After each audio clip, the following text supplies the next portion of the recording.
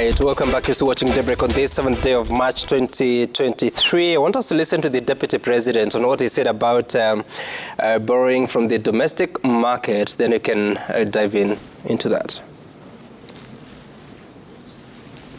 They were borrowing money from banks, domestic borrowing, at 14%. Why? The reason? The people who were borrowing from government were also the owner of the banks. So we will not even negotiate the interest. We have stopped that domestic borrowing.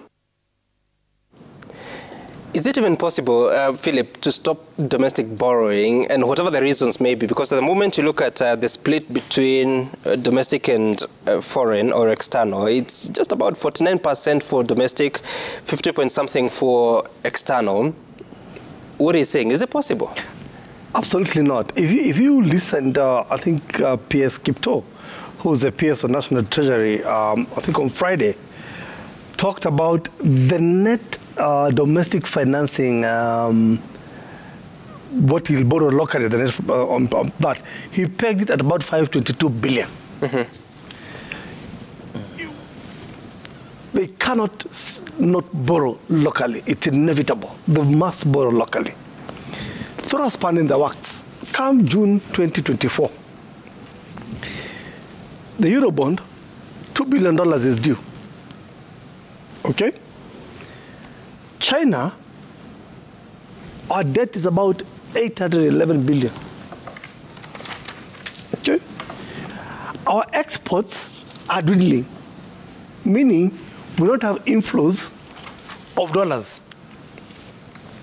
So we have to pay. If I look at my household, mm-hmm. you pay then from the money that you earn.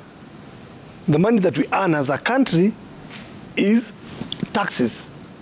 We've only collected successfully in the year 21-22, 3 trillion.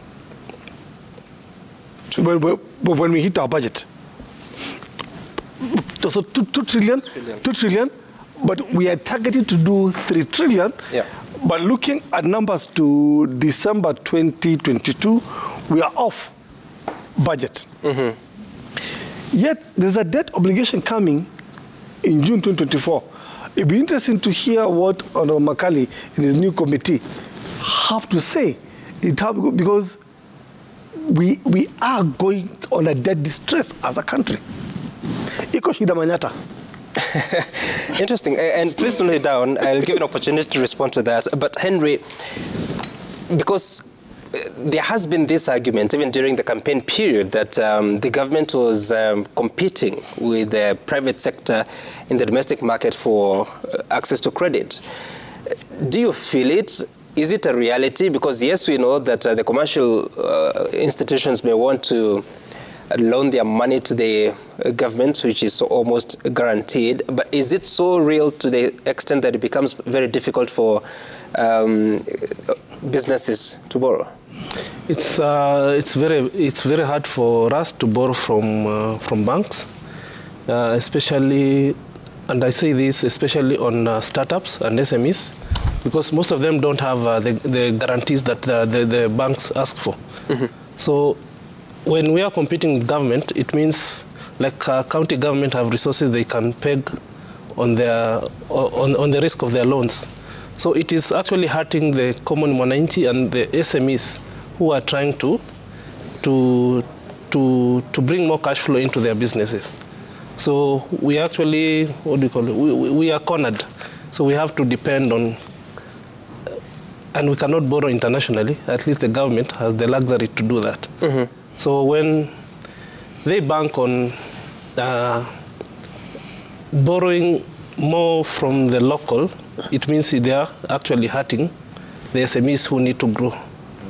And unfortunately, we borrow, but we don't know, we've not been trained or even taught how to export. Okay. So there's no way we'll bring more inflows. And for businesses, what is more difficult? Is it borrowing to expand or to invest, or is it borrowing to manage your cash flow? Sometimes it's borrowing to pay taxes and also borrowing to expand.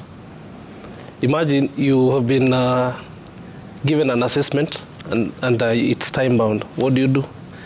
you'll have to put in security, go to the bank, and borrow and pay carry.